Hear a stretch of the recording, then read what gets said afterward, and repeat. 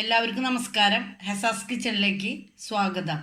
ഇന്നിപ്പോൾ ഞാൻ ഹെസാസ് കിച്ചണിൽ തയ്യാറാക്കാൻ പോകുന്നത് ചെമ്മീനും നേന്ത്രക്കായുമാണ്. അത് നിങ്ങൾ എന്തായാലും തയ്യാറാക്കി നോക്കണം, നല്ല ടേസ്റ്റാണ്. ഇനി നമുക്കിത് എങ്ങനെ തയ്യാറാക്കണമെന്ന് നോക്കാം.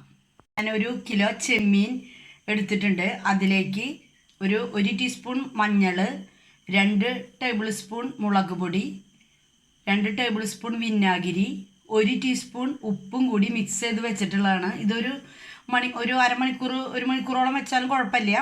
ഇനി നമുക്കത് ഒരു ഫ്രൈ പാൻ അടപ്പത്ത് വെച്ചിട്ട് അതിലേക്ക് വെളിച്ചെണ്ണ ഒഴിച്ചിട്ട് ഇത് വറുത്തെടുക്കാണ്ട്. അപ്പോൾ നമുക്ക് കുറച്ച് വെളിച്ചെണ്ണ, ഒരു അര ഗ്ലാസോളം വെളിച്ചെണ്ണ ഒഴിക്കണം. ഇത് വറുക്കാനുള്ള വെളിച്ചെണ്ണ നമുക്ക് ഒഴിക്കണം.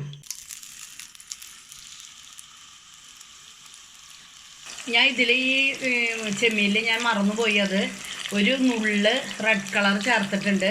നിങ്ങൾക്ക് ഇഷ്ടമാണെങ്കിൽ ചേർത്താൽ മതി, അത് ഓപ്ഷനിലാണ്. ഇത് 1 കിലോ ചെമ്മീനാണ് ഞാൻ എടുത്തിട്ടുള്ളത്. അത്ര വലിയ ചെമ്മീനൊന്നുമല്ല, ചെറിയ ചെമ്മീനാണ്. 1-2 വലുത് അത് ഇതിൽ പെട്ടിട്ടുണ്ട്. പിന്നെയൊക്കെ ചെറിയ ചെമ്മീനാണ്. ഇപ്പോൾ ഒരുവിധം ഫ്രൈ പോലെ ആയിട്ടുണ്ട്. അധികം കരിക്കണ്ട, ഇതേപോലെ നമുക്ക് കോരിയെടുക്കാം.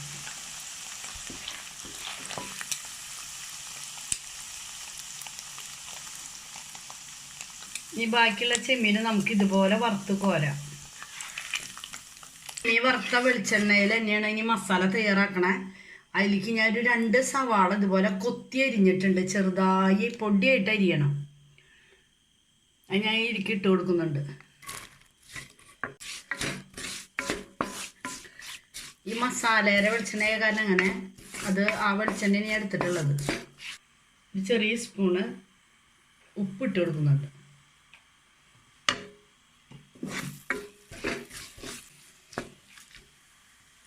വെളിച്ചെണ്ണ ഇത്ര ആവശ്യമില്ലെങ്കിൽ കുറച്ചെടുത്ത് മാറ്റാം.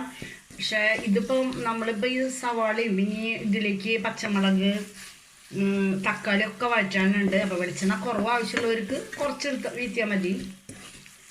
ഇതിൽ നിന്ന് മാറ്റി നമുക്ക് ബാക്കിയുള്ള വെളിച്ചെണ്ണയിൽ നമുക്ക് സവാള വഴറ്റിയാൽ മതി. 4 പച്ചമുളക് അരിഞ്ഞത് ചേർക്കുന്നുണ്ട്.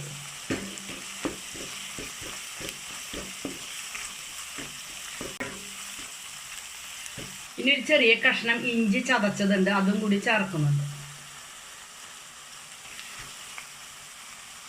പിന്നെ ഞാനൊരു തക്കാളി ചെറുതായി അരിഞ്ഞിട്ടുണ്ട്, അതും ഇതിലിടുന്നു.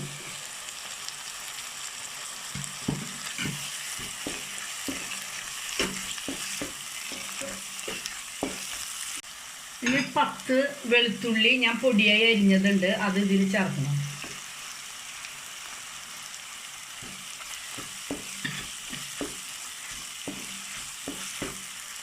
കറിവേപ്പില ഞാൻ ഇട്ടിട്ടില്ല, കുറച്ച് കറിവേപ്പില ഇടും.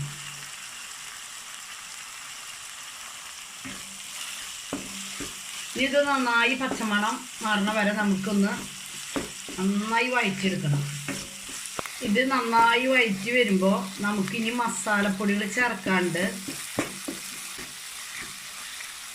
നമുക്കിതിലേക്ക് മുളക് പൊടി ചേർക്കണം.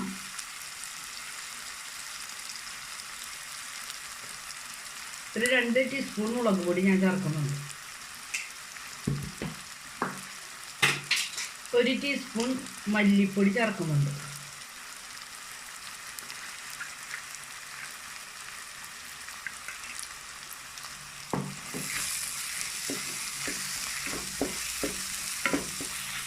ഒരു സ്പൂൺ കുരുമുളക് പൊടി.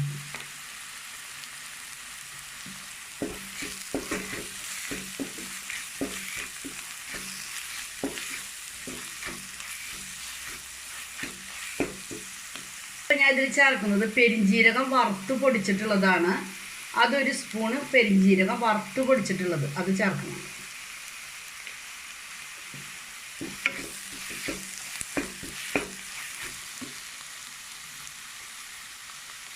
ഒരു വലിയ ടേബിൾ സ്പൂൺ സോയാ സോസ് ഒഴിക്കണം.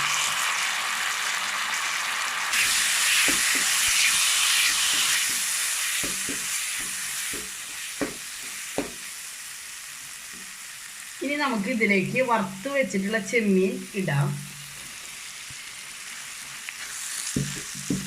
അതുപോലെ തന്നെ ഞാൻ 2 നേന്ത്രക്കായ തൊലി കളഞ്ഞിട്ട് ഇതുപോലെ ചെറിയ കഷ്ണങ്ങളാക്കിയിട്ടുള്ളത് അതും നമുക്ക് ഇതിലേക്ക് ചേർത്ത് കൊടുക്കാം.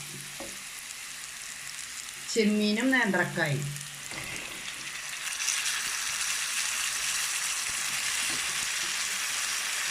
ഈ നേന്ത്രക്കായയിൽ ഞാൻ തൊലി കളഞ്ഞിട്ട് അത് കുറച്ച് നേരം മഞ്ഞൾ വെള്ളത്തിലിട്ട് വെച്ചിട്ടുള്ളതാണ്. അപ്പോൾ ആ കായേരെ കറ പോവും. ഇനി നമുക്കിത് നന്നായി ഒന്ന് യോജിപ്പിക്കാം.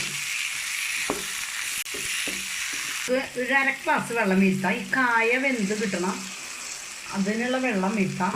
എന്നിട്ട് നമുക്കൊന്ന് അടച്ച് വെച്ച് വേവിക്കാം. ഇതിൽ നമ്മൾ ഉപ്പൊക്കെ നോക്കണം. ഞാൻ കുറച്ച് ഉപ്പിടുന്നുണ്ട്. ചെമ്മീൻ നമ്മൾ ഉപ്പിട്ടിട്ടുള്ളതാണ് വറുത്തിട്ടുള്ളത്. പിന്നെ നമ്മൾ സോയാ സോസ് ഒഴിച്ചിട്ടുണ്ട്. അപ്പോൾ ഉപ്പ് വളരെ കുറച്ച് നോക്കിയിട്ട് വേണം ഇടാൻ. ഞാൻ ഇപ്പോൾ കുറച്ച് ഉപ്പിടുന്നുണ്ട്.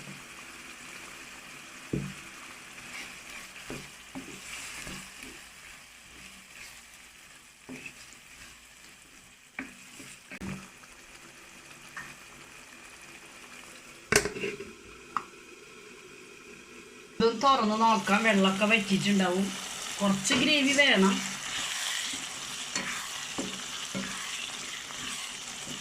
അപ്പോൾ നമുക്കിത് പാകമായിട്ടുണ്ട്. ഇനി നമുക്ക് കുറച്ച് മല്ലിയില ഇടാം.